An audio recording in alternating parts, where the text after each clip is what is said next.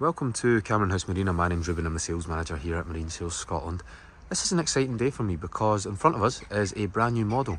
This is the all new 2022 Quicksilver 625 Pilothouse, just delivered to us from the factory. Now it's built on the success of the 605. What they've done is they have maximised the volume internally. They've given you loads of deck space.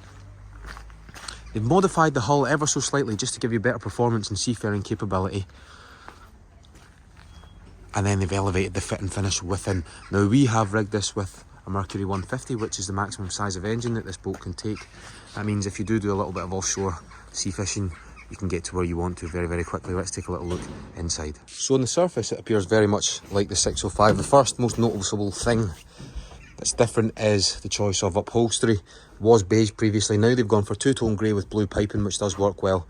And then you've got hints of that blue piping on both port and starboard backrests.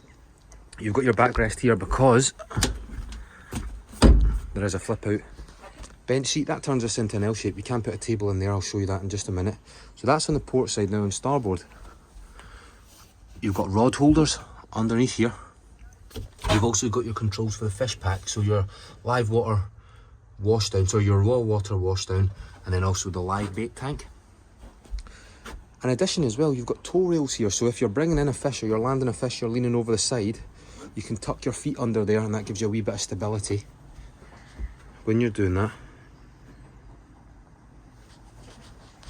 Huge full beam deck space out the back here. And then if we move round, great access again. You've got 3 points of contact at all times. You have your grab rails on the roof. You can come round up onto the bow where there's loads of space. You can actually take a seat in there if you want. And then you can either access your anchor locker,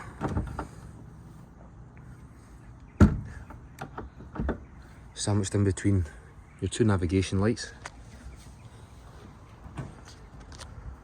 Your cockpit is slightly off centre to the port side. That gives you better walk around access. You can get 2 size 11 feet easily with shoes in here. You don't need to go down sideways. And when we spec these boats from the factory, we always go with the smart pack. It is a must, and that gives you things like your tow rails. It gives you your bench seat. It also gives you a cockpit table which you can pop in there. And with that table down, it is close enough to the back benches and also the port side one that everyone can sit, rest their arms on it, have a drink, whatever it is you want to do. It's this non-skid material also, so things like your sandwiches, your plates, they will hold on that.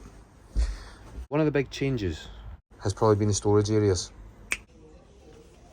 So with that out here, both the port and the starboard flooded lockers have gotten quite a bit thinner. That allows them to make more use of the space in here. You've got single battery system, and then the table, which now has a mount for it. Previous people reported, or previous users reported that well underway, often the table would come loose and would bash around within the bulkhead. They bulkheaded this section off so you can use this one here for storage.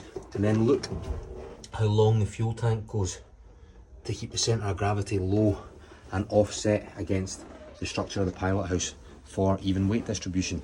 You've got dedicated storage for your manual bilge pump and also for the table leg. And then if we go to the very back, put this down, lift this cushion up, and in here is your aerated live bait tank. And that just draws water in from the outside and then expels it once it reaches a certain level back outside. Keeps your live bait, keeps your fish nice and fresh. Without further ado, let's take a little look inside the pilot house. The glass sliding patio door deadbolts and locks and shuts, and that fully encloses the wheelhouse here. That combined with the cushion pack, which this boat is fitted with, which allows you to turn this into a big double berth, means that you can stay overnight, catch the first and the last fish of the day. You've got ventilation up the front there with a fly net if you want to leave that open while you're asleep. You then have these opening port and starboard windows, and then a roof hatch which also opens. There's blinds, curtains, as you can see, for everything here to enclose it for the evening time. You've got a navigator seat with the bolster that flips down. There is your owner's manual. Loads of storage underneath all of these here, but you can initially already see the differences between 625 and 605. It's the upholstery, it's the textiles. They have also angled the forward screen of the 625 versus 605, and then they've made this just ever so slightly longer, and they really have done well with the space in here. I'll show you what this looks like very shortly. Onto the helm position, so we've got our throttle. We've then got our tachometer, so you can get SmartCraft with the boat and that gives you industry leading engine information. We then have things like our windscreen washers, wiper, nav lights, bilge pumps, horn. The boat is then also fitted with active trim. That automatically trims the engine up depending on your GPS location, and that should technically, Quicksilver say, textbook says that it will give you 25% increased fuel efficiency over lifespan of the vessel. Helm position exactly the same as the Navigators. You've got a bolster. You can then put in a filler there to give you a footrest should you want to. Let me just very briefly take all the cushions away and I'll show you the storage in the boat. So you've got a big midships locker. Port side, I've kept the Quicksilver mooring pack just in there. Then you can also get rods down this channel here also. Starboard, you've got a locker that is a lot bigger than the port side, and then you've got another auxiliary just up the back there. So loads of volume in here. We can also then turn this into a huge double bed. If you just look at the space up there, we'll get the cushions in and show you what that looks like. Now this is officially rated for 2, but they must have meant 2 50-inch waists because you can easily get a family of 4 in here. There's 6 foot 4 inches worth of length. And if we come to the very back here, you can see it from a different angle. In there is access to the controls.